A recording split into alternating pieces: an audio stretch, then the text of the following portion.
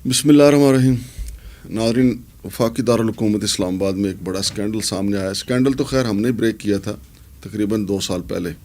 Heavy bikes की जो smuggling, फिर उसकी रजिस्ट्रेशन, ये हमने ही ब्रेक किया था, लेकिन अब कस्टम और एक्साइज ने मिलके इसके 2 जो मरकज़ी किरदार हैं उनको दबोच लिया है। एक तो ये सूरत हाल आपके सामने रखेंगे, फिर आपको ये भी बताना है कि खैबर से कराची तक और फिर कोयटा से मुल्तान तक कस्टम हुकाम जो हैं वो काफ़ी जाग गए हैं। लेकिन सिर्फ जगाना मकसूद नहीं है, बल्कि जागते रहना भी मकसद है, क्योंकि जाग तो गए हैं, कहीं फिर सो गए तो फिर क्या होगा। तो जैसा कि हमने चंद रोज़ पहले आपको बताया था कि मुल्तान कस्टम हुकाम की जो कार्रवाई थी, जो चीफ कलेक्टर कस्टम है बासत मकसूद अब्बासी साहब, ये उनकी इतला थी। तो फिर उन्होंने पूरी कस्टम की टीम को, साथ FIA की टीम को मुतहर्रिक किया। तो उन्होंने 214 किलोग्राम जो है वो चांदी पकड़ी गई, जिसकी मालियत तकरीबन 20 करोड़ रुपए बनती है। इसके अलावा फिर एक बड़ी कार्रवाई वहाँ पे करमलाई साहब हैं कलेक्टर कस्टम, उन्होंने की थी कोयटा में।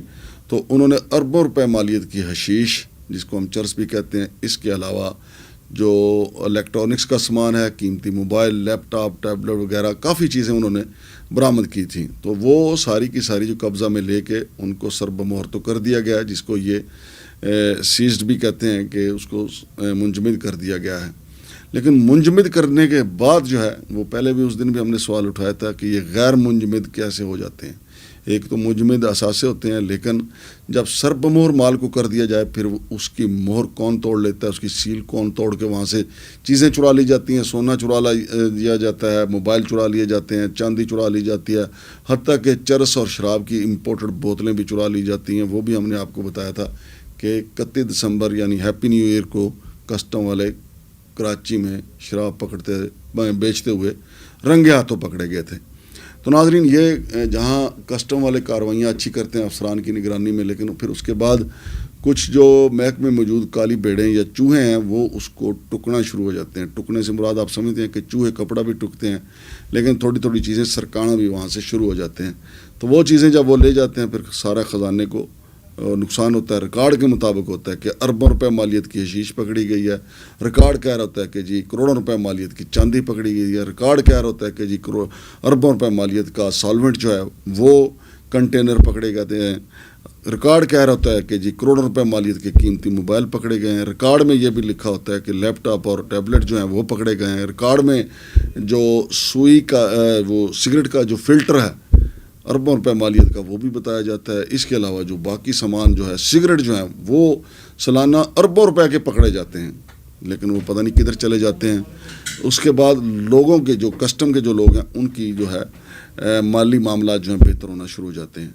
और अभी जो मैं नाजरीन, हमने 2 साल पहले ये स्टोरी बताई थी कि रिजवान बहरिया इसलिए कहा जाता है कि उसका बहरिया टाउन में घर है। तो उस हैवी बाइक्स का वो धंधा करता था, हैवी बाइक्स की स्मगलिंग का।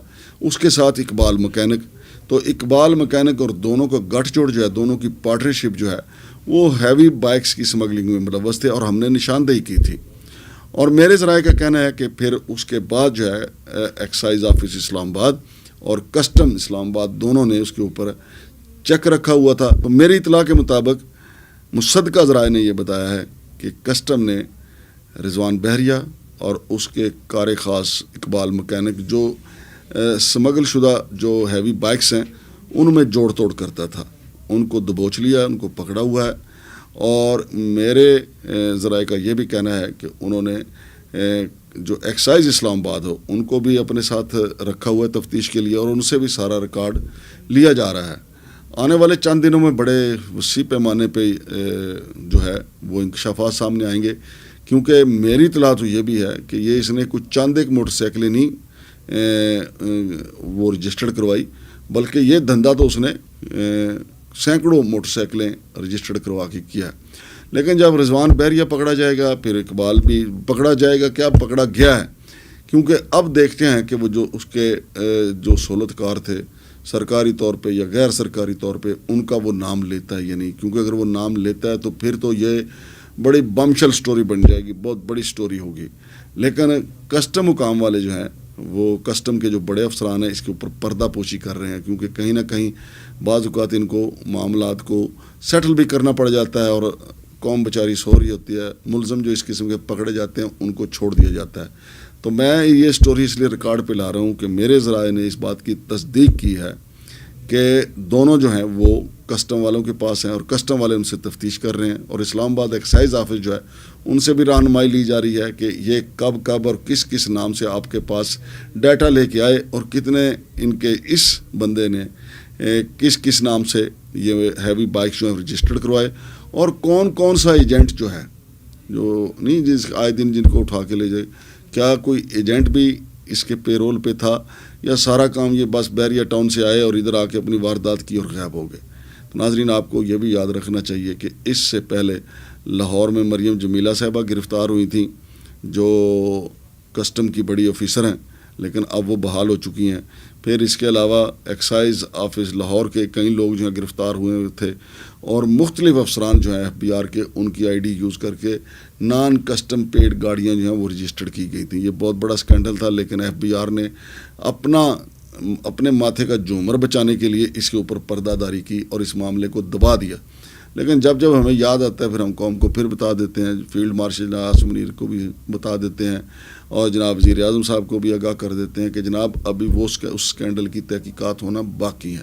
لیکن یہ رضوان بحریہ والا جو اسکینڈل سامنے آیا ہے ناظرین, آنے والے دنوں کا ہو سکتا ہے کہ ٹاک آف دی ٹاؤن یہی اسکینڈل ہو, کیونکہ اس کے پیچھے بھی کہا جاتا ہے کہ بڑے کیونکہ ہیوی بائکس جو ہیں وہ رضوان بحریہ کے اکیلے کا کمال نہیں ہے. اب پتہ چلے گا کہ اس میں کون سا بڑا سمگلر ملوث ہے اور کس طریقے سے ان بائکس کو ٹائروں, اس کے ٹائر الگ, اس کا جو ہینڈل ہے الگ, اس کے گیئر الگ, اس کے الائرم الگ, اس کی سیٹ الگ, اس کی ٹینکی الگ, سب کو اس کو انجر پنجر کر کے یہاں پہنچا دیا جاتا, پھر بیریا ٹاؤن میں جوڑا جاتا تھا.